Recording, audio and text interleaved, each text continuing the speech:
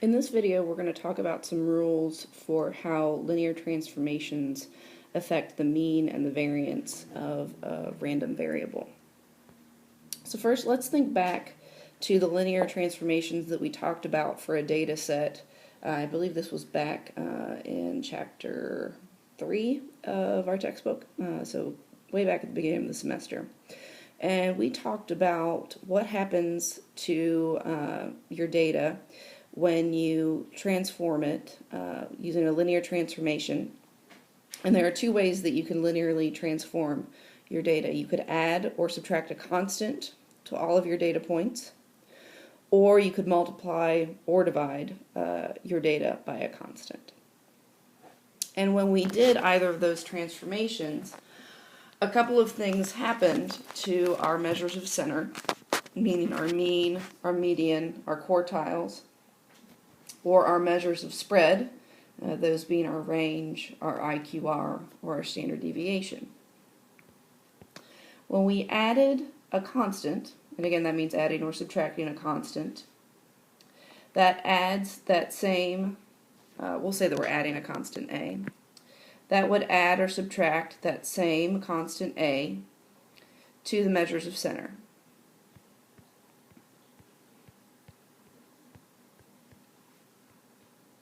So that means that if we added, let's say, 5 to our data set, that would also increase our average, our mean, by 5.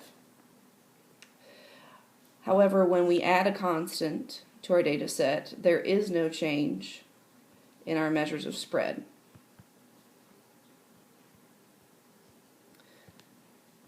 So that means that our standard deviation, our IQR, etc., those values would not change if we're just adding a constant.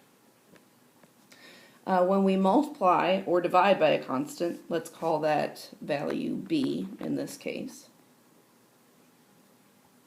that is going to multiply or divide our measures of center by b, and it's also going to multiply our measures of spread by the absolute value of b.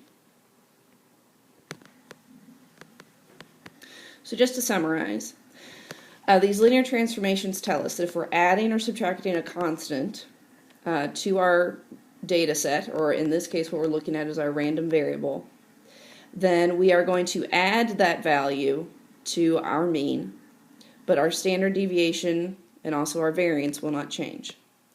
If we are multiplying our random variable by a constant, that's going to multiply our mean by that constant, and it will multiply our standard deviation by the absolute value of that constant. So let's take a look at an example to see exactly how this works. The example is that we've got a company called Pete's Jeep Tours, and Pete's Jeep Tours offers a half-day trip in a tourist area. In order for the trip to run, there has to be at least 2 passengers signed up, and the vehicle can hold up to 6 passengers. So here I've displayed the probability distribution for having 2, 3, 4, 5, or 6 passengers signed up for the tour. So using what we've talked about previously, we can use this probability distribution to calculate the average value, the average number of customers or passengers that we expect on a given day. And so of course we do that by taking each of the various numbers of passengers and multiplying them by their associated probabilities and adding all those values together. And that will give us an average of 3.75. So we expect 3 3/4 passengers to show up on a given day, which means we expect most likely to have either 3 or 4 passengers. Equivalently, we can also calculate our variance of our probability distribution, and we use that, or we calculate that using the formula that we talked about before. And if we plug all the values in, we'll get a variance of 1.1875. And if we want to also know what the standard deviation is, of course we just take the square root of our variance, and that gives us a standard deviation of 1.090. Now let's say that each passenger is charged $150, and we're going to call a new random variable C the total amount of money that a particular trip earns. So that means that we can represent this random variable C as 150 times x, where x is that random variable that we looked at on the last slide. That's the number of passengers on a given trip. So what we can do is we can then create a probability distribution for this random variable C, and that will tell us how much money we can expect to collect on a given day for our tours. So I've gone ahead and constructed the probability distribution that represents this situation. All I had to do was multiply each of the various possible number of passengers by 150 to get the various amounts of money that could be collected on a given tour. And you'll notice that all the probabilities, they have not changed. If 2 people show up, there's still a 15% probability of that. There's still a 25% probability of 3 people showing up, etc. So now that we have this new probability distribution, we could go ahead and calculate our expected value for the amount of money that's going to be earned using the exact same formula that we did before, where we're going to take each possible value for the money that we could collect from a given tour and then multiply it by its associated probability. It turns out that if we plug those values in, we're going to get a mean value of $562.50. So we expect that on an average day, that's how much money will be earned by the tours. We can use the same idea to calculate the variance. And in this case, our variance is 26,718.75. And then if we take the square root of that, we can get our standard deviation, and that is $163.50.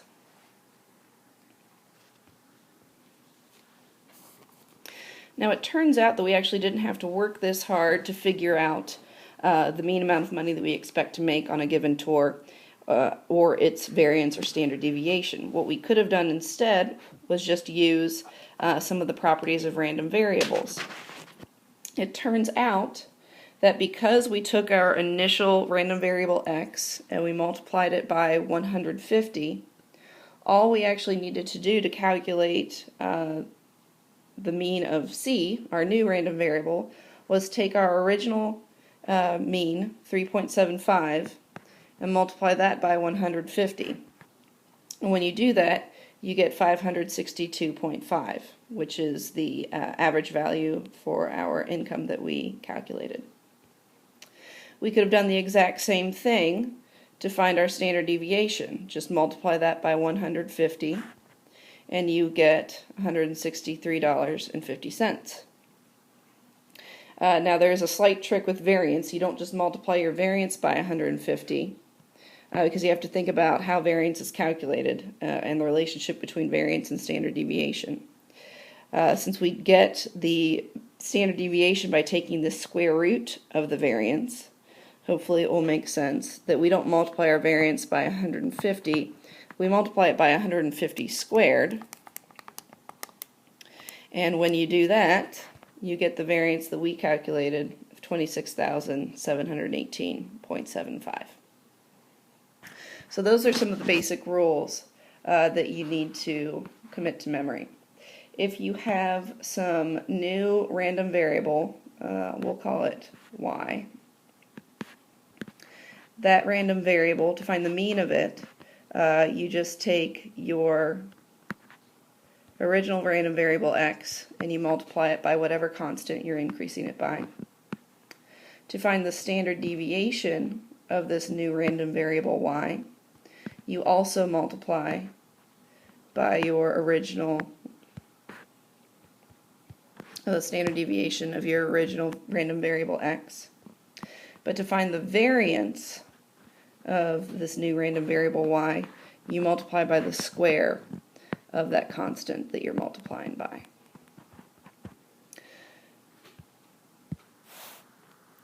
So now let's take a look at what happens if instead of multiplying our random variable by a constant, we add or subtract a value to our random variable. So for this example, we have the same scenario. We've got Pete's Jeep Tours, and we're still using that random variable C that we just looked at, C being the amount of money collected based on the number of passengers who sign up for the Jeep tour. V, though, is going to represent, this is a new random variable, this is going to represent the profit that is made per day. And it just so happens that each time Pete runs one of his Jeep tours, it's going to cost him $100. That allows him to buy permits for the tour, to pay for gas, etc. So no matter how many people he takes on the tour is going to cost him $100 to run. So that means we can calculate the amount of profit he can expect to make based on the number of passengers he has. So if you look at our probability distribution from our variable C, you notice that we started off with $300 if 2 people took the tour. We made $450 if 3 people took the tour, etc. Now, though, when we factor in Pete's costs, we have to subtract $100 from each of those values.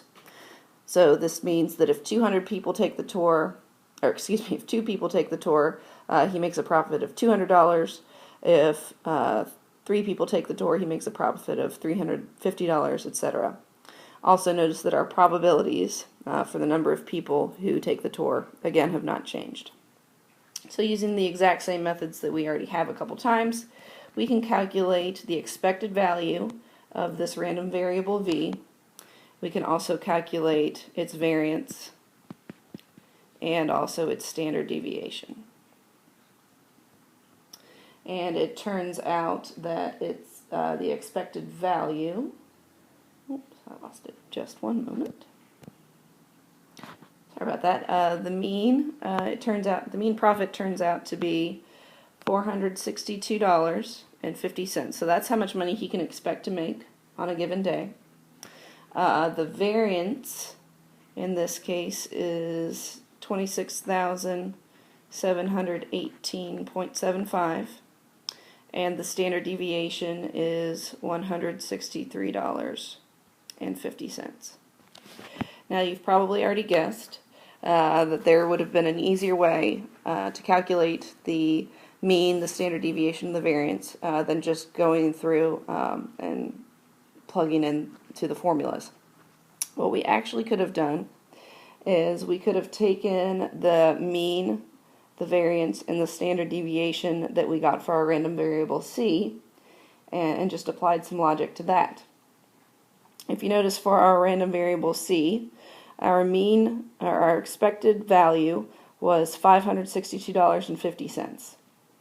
For our random variable V, which again is our profit, notice that our expected value is $462.50.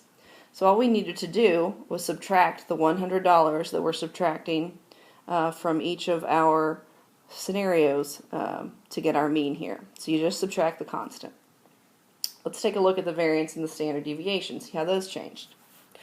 This might not surprise you if you are still thinking about the effects of linear transformations on random variables, to find that when we subtracted that $100 from each of our possibilities, that our variance and our standard deviation did not change. They stayed the same when we switched from random variable V, or from random variable C to random variable V. So unlike with multiplying by a constant, when you add or subtract a constant, only your mean changes, not your variance or your standard deviation. So we can summarize what we talked about in this lesson in a few statements. Let's say we have some linear transformation. We're going to call that linear transformation our random variable y. And we are applying a linear transformation to some other random variable x. So y is going to be created by adding some constant a and then multiplying x by some constant b. We can use this information to figure out how to calculate the mean for our random variable y, As we saw, our mean is affected by both a and b. So to calculate the mean of y, we simply multiply the mean of x by b, and then we're going to add that constant a.